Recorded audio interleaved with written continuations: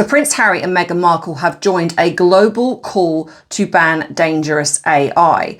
Now, I'm going to talk about this because I think that there is a twist to this and what is really going on. I have touched on this in previous videos, but it seems that the mainstream media are not talking about this. And I think this is very sinister, very dangerous. So this is something that I feel needs to be definitely talked about, definitely shared, and really looked into, because they are partnering with a company that has a very scrupulous ethics. So if this is the type of channel for you where you want to get to the truth of something, not just looking at clickbait and gossip, but actual truth with facts and evidence, then, well, this could be the channel for you. Please don't forget to like the video if you've enjoyed it, share it if you think other people can benefit from this. And in this case, I really think they will. And also subscribe to the channel if you haven't already, so you do not miss future uploads. That being said, as always, you know what to do. Go grab your drink of choice, whatever that may be. Sit back, relax as we get into some tea with some therapeutic knowledge.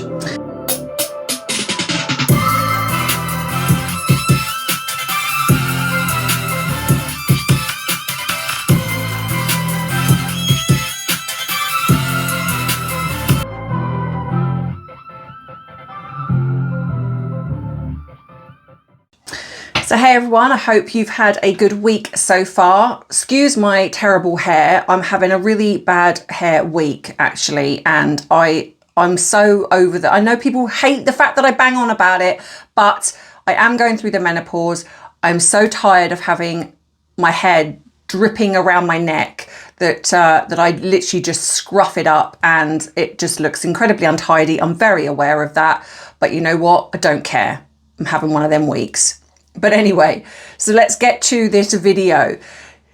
So I've mentioned this before on my channel, and I find it incredibly interesting that nobody that I have seen has spoken about this in the mainstream media, when normally we have critics like Piers Morgan, Meghan Kelly, even Candace Owens at certain points. Why they have not even picked up on the fact that Harry and Meghan are doing this.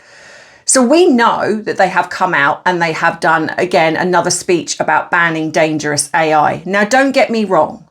Do not get me wrong. I do feel that we are going down a very dark road when it comes to AI.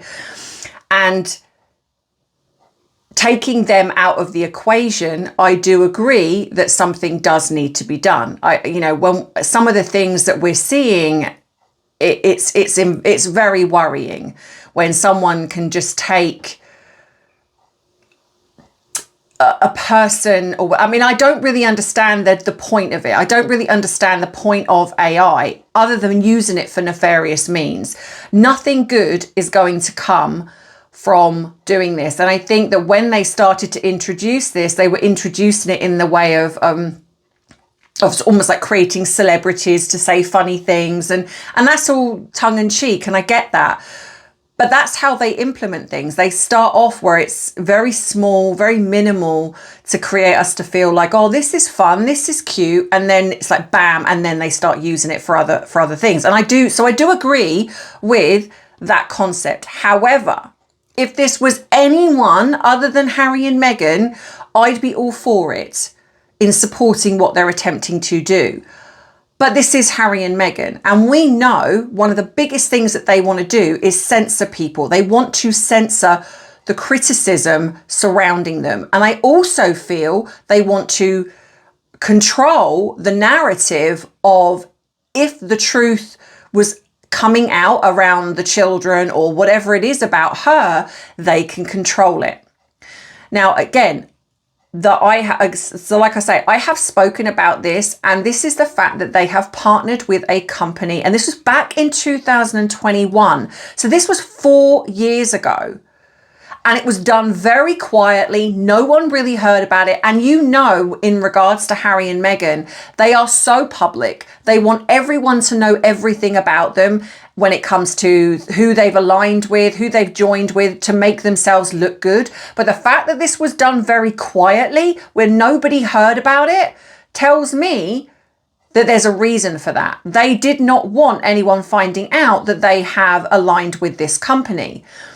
Now, this company is anything but ethical. Now, on the surface, what they basically say is so I'm just going to read the things that I have found out. Ethic is a New York-based sustainable investment platform that helps wealthy clients invest in companies aligned with their stated values, like climate change, diversity, or human rights. Now, the Harry and Meghan became impact partners and investors in Ethic back in 2021, saying they wanted to democratize investing and ensure people could align their money with their morals.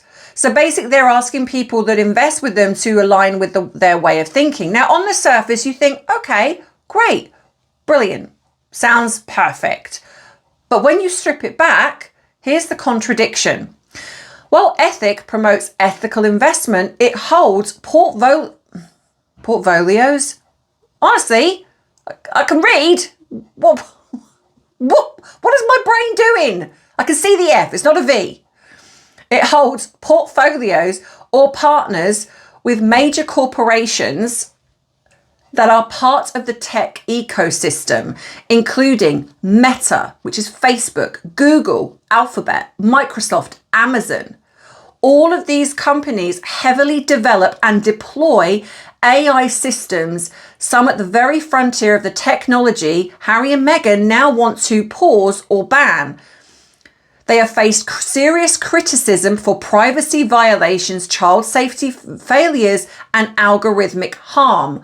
Precisely the issues Harry and Meghan have said that they're campaigning against through their Merchywell, Parents Network, and mental health initiatives. Now, bearing in mind, they have just they awarded themselves the Project Healthy Minds Award for humanitarian of the whatever, but yet they've aligned with this company who, as I've just said, heavily deploy and develop AI systems and they have come under serious criticism, so let's say this out loud again, for privacy violations, child safety failures, and algorithmic harm. Everything that Harry and Meghan have stated they are rallying against. So, in a way, this is an absolute conflict of the message they're trying to put across. Shocker. They've spoken out about the dangers of AI and how harmful online content is, while indirectly profiting because they are investors. So they are profiting from investments tied to these same platforms through Ethic portfolios. So the fact as well that they also haven't disclosed whether they've used their influence Ethic to screen out companies like Meta or Google from their own investment portfolios. So it's impossible to know if this isn't just talking the talk instead of walking the walk. So this AI ban campaign that they've got going on is almost positioning them as these moral leaders, that they care. They're financially linked to big tech through Ethic, so that undermines their moral stance. And I keep looking over here because I am reading my notes. Now, of course, if they wanted to, they could disclose their Ethic portfolio composition. Why haven't they? They could push Ethic to exclude companies with known privacy or AI ethic violations. They haven't. Use their role within Ethic to advocate for internal reform, demanding responsible AI standards across investment options. Separate their Merchywell AI advocacy from their financial investments to avoid the perception of hypocrisy. They haven't. And let's be honest, this is a man with Harry who has not even spoken out against the Barker people, but says that he advocates and he wants to support Africa. And these two do the opposite of what they say. And this is why I've always said actions speak louder than words. So basically, Harry and Meghan are calling for an ethical slowdown of AI while being financially linked via ethic to the very company building that AI. Now, if that's not hypocrisy and double standards, I don't know what is. So until they address the head-on, the credibility of their AI activism, rather than just the blah, blah, blah word salad, well, it's going to remain questionable. It's a classic example, values marketing meets venture capitalism. How can Harry and Meghan call for a ban on AI whilst profiting from it? Or is there, as we've always suspected, that something else is going on and these two are not what they proclaim to be? So before I get into more of a rant about what this is, I'm just going to do a quick interval here just to remind you to like and subscribe to this channel. If you want to support what I do here, which is my free therapy program, you can support in ways by hyping my video, joining up as a member, super chatting, buying my bubble merchandise, treating me to a coffee, or you can just simply like and watch these videos. I have an Amazon wish list as well if you want to go across and buy something for myself or my furry babies, then of course you can. But most of all, as I always say, look after yourself first and foremost. Just liking, watching, sharing and supporting this channel is enough. But it's just for those of you who want those little added extras in case. If you want the links to everything else that I do, go into the description box of every single video. You will see a list of everything there, other platforms, everywhere else. So yeah. Right, so back to the rant, and I'm having a hot flush because I'm getting myself prepared. And yeah, let's go. So if we look at the strategic and psychological perspective, let's take away from the conspiracy theories, because trust me, I'm well in down that rabbit hole with you all. But let's explore what a darker meaning could be if we're going to look at this, because are Harry and Meghan, in my opinion, playing both sides? So one, could they be controlling the narrative and image engineering? So what this means is they are advocating for ethical investing, mental health and AI regulation, while aligning with corporations like Ethic, which is tied to, obviously, as I've said, major tech firms. So are they positioning themselves as mediators between the elite tech world and public ethic debates, attempting to rebrand power, appearing as moral voices while still benefiting from the very systems they critique? The duality shows that they stay relevant in these multiple circles, their activism, celebrity and corporate, which reinforces their visibility and influence. Now, if you're going to look at this from a more cynical perspective, because, well, that's what we do here, would be, this is a form of image laundering, in my opinion. So aligning with causes such as AI responsibility and mental health, it softens public perception, especially around controversies. By attaching their names to progressive issues, they deflect scrutiny from the wealth and privilege underpinning their ventures. It gives corporations they partner with a moral veneer, essentially lending royal legitimacy to corporate interests, a modern version of royal endorsement for profit. One of the things that the late Queen was not okay with.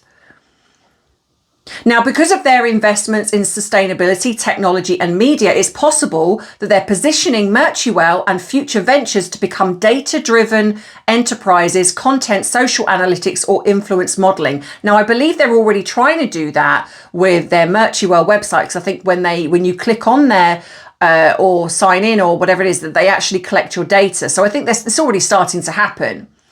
Using public advocacy as a testing ground for influence strategies, seeing what narratives gain traction for future media or political aspirations. So basically, long term, they could be about rewriting their place in royal history, distancing from the monarchy's rigid image while building a dynasty of modern royalty. If they appear both as anti-establishment reformers and savvy global influences, they create a kind of cultural power, not bound by tradition, but driven by perception. So this is like the core paradox is their duality. Advocating ethics while investigating in big tech reflects a larger theme of power and morality in modern celebrity. The darker interpretation that they're mastering the art of being both rebels and insiders, and their duality is where real influence lives. And I do believe that this is what they're doing. I do believe that they are, and maybe not they, I think Meghan is driving this, because I don't think Harry's bright enough to drive this, but she knows this and she knows what she's doing. She is driving this.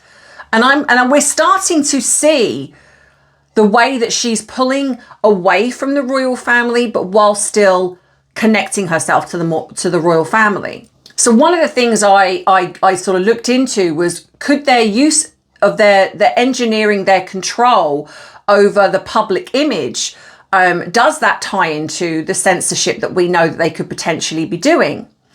And I think that they have this, which is what they're using ethic for, is narrative engineering.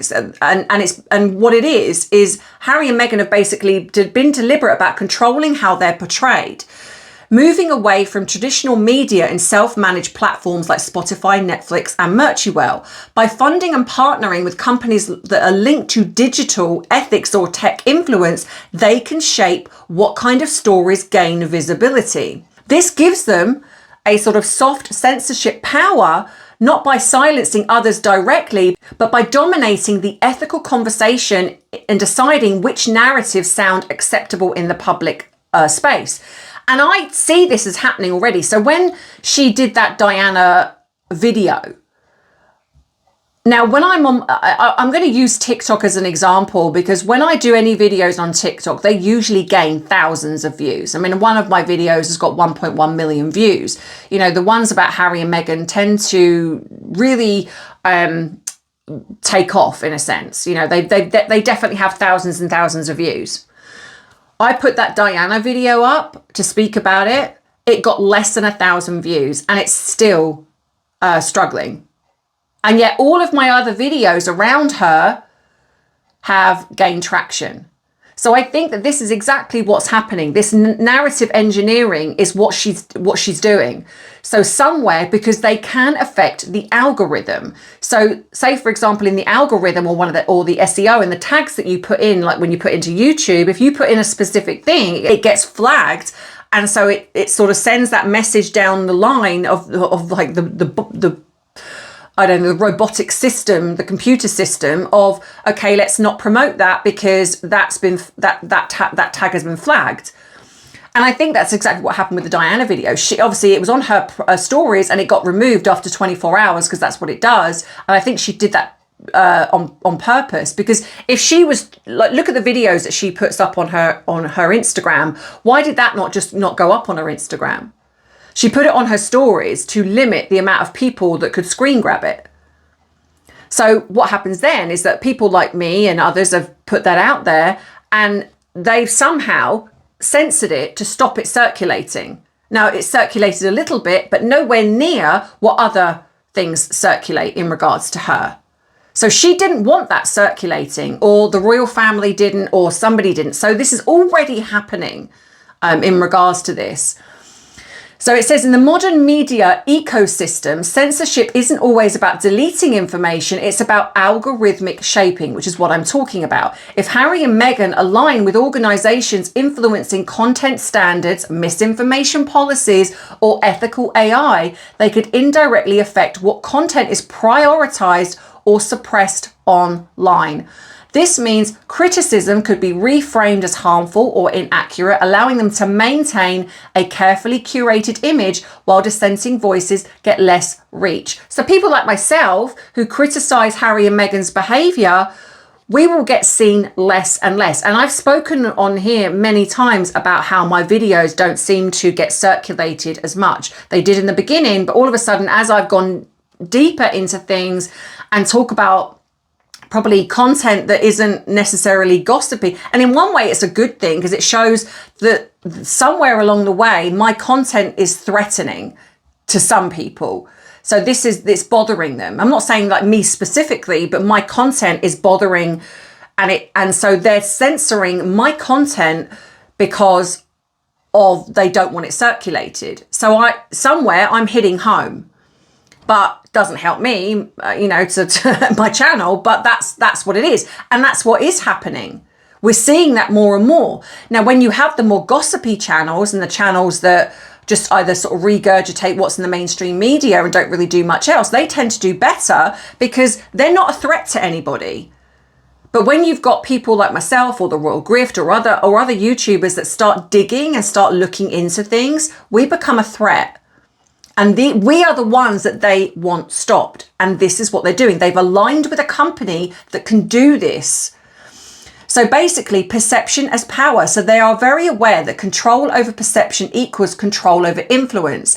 Their activism around mental health and online harm is noble on the surface, which it is, but it also puts them in a position to shape global conversation. Oh God, I sound like Meghan. So this is my notes about speech, safety, and platform responsibility. So in a sense, they're promoting on the surface of how ethical we are, and we are, you know, we want to support these parents and we want to support all of this, but actually, this has always been, which I know that we know this, but this to me is absolutely concrete evidence that they are trying to shape their influence. It's not about anything else. It's not about support and safety of anyone other than themselves, which is why Harry keeps trying to go for the IPP status, because if you get that along with this, then they are literally going to be untouchable. But I think on a darker level, this is about also the royal family. I truly do believe that Meghan is absolutely trying to undermine the royal family.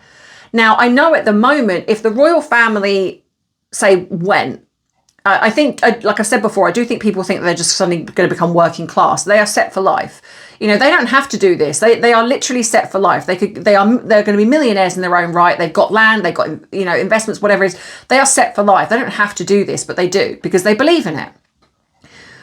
But I think that what Meghan is attempting to do is position herself to a point where she becomes so powerful and successful that if she undermines the royal family enough and they go, it won't matter about her title because she will still be someone that's successful and powerful. And I truly, hand on my heart, believe this woman is dangerous. This woman is trying to position herself.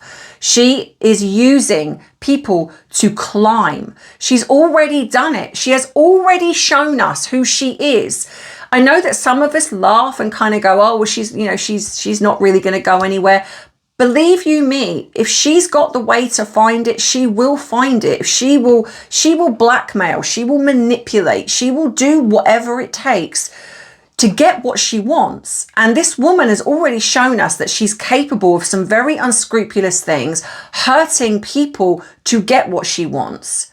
She's one of the worst kinds of people, in my opinion. And Harry, I think, is just going along for the ride because I truly think that whatever she's telling him, I think to some degree he doesn't buy it because I think he probably now knows who she is. But there is possibly a potential that he is scared of her. And I don't mean physically. I mean, that could be true, but I almost feel like emotionally, mentally, what she's capable of. She could, in probably his eyes, now I'm not saying this is a potential possibility, but she could ruin him. And that could be what he sees. Not necessarily that whether we'd all be forgiving or whatever it is, it doesn't matter. The humiliation or things that she could say about him, he knows. He's in an untenable situation where, don't get me wrong, I am not feeling sorry for this guy one bit because he's done some horrendous things to his family, but he is stuck with her right now. And until she lets go of him, which she won't do until she has got herself positioned in a place where she no longer needs him, where she can discard him without any thought. At the moment, she still needs him. She still needs that royal family connection. But the minute that changes, he'll be done. He'll be done. And that's what she's doing. So like I said, but it puts them in a position to shape global conversation about speech, safety, and platform responsibility.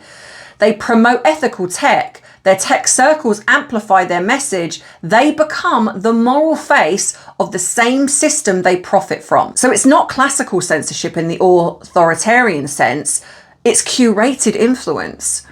They don't have to remove criticism. They just flood the space with polished narratives, partnerships, and philanthropy to drown it out, which is what we are seeing, which is why she came back on Instagram for no other reason than this. It wasn't because she dismissed it and it was all cute and lovely. She wants this. So in a sense, they are using modern media to control narrative and censorship. And that goes to, like I said, this AI hypocrisy. So in a way, even though Ethic can't directly control the algorithms in the same way that a company like Meta or Google can, they are invested in those companies. So basically, if you look at Ethic's business model, which is an investment technology company, it doesn't build or run social media platforms. Instead, it uses algorithms of its own to decide how to build Ethic portfolios for investors. So Ethic's algorithm looks at data like environmental impact, diversity statistics, human rights records to determine whether a company is ethical enough to include as an investor's portfolio. But that means Ethic does use algorithms, but mainly for financial decision making. But when they are connected to, so again, on the surface, all looks great, but they've aligned with the biggest tech companies. So this is where it gets interesting, because Ethic invests, whether it's or through funds that hold shares in these major tech companies, like I've said, Meta, Alphabet, Google, Microsoft, and Amazon. And if enough investors, especially high profile ones like Harry and Meghan, push for ethical standards, then these portfolios could pressure these companies into change, but they're not. So if they're not doing that, then it begs the question why? Because there's an advantage to not. So how this then could shape online control is that it encourages more aggressive content moderation, promotes algorithmic filtering in the name of mental health or safety, and over time contribute to a culture of curated or limited information flow. And we're seeing it. And that's why a lot of critics, like myself, worry about the ethical investing being used to financially steer digital policy. It looks benevolent, but it could concentrate influence over what's seen, shared, or suppressed online. And now you might say, well, why does any of this matter? Well, because Ethic, the company, relies on Google's AI and data pipelines. It means Google's algorithms and frameworks underpin how Ethic evaluates ethical companies. So the question becomes, who defines the ethics? Who defines what's ethical? If Google's own data or corporate worldview shapes those algorithms, then Ethic's supposed neutrality is already bias.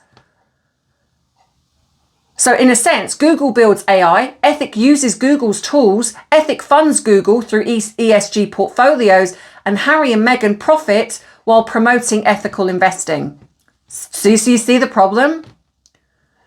It's called circular influence, and it's a system that looks like independence but actually reinforces the same corporate ecosystem.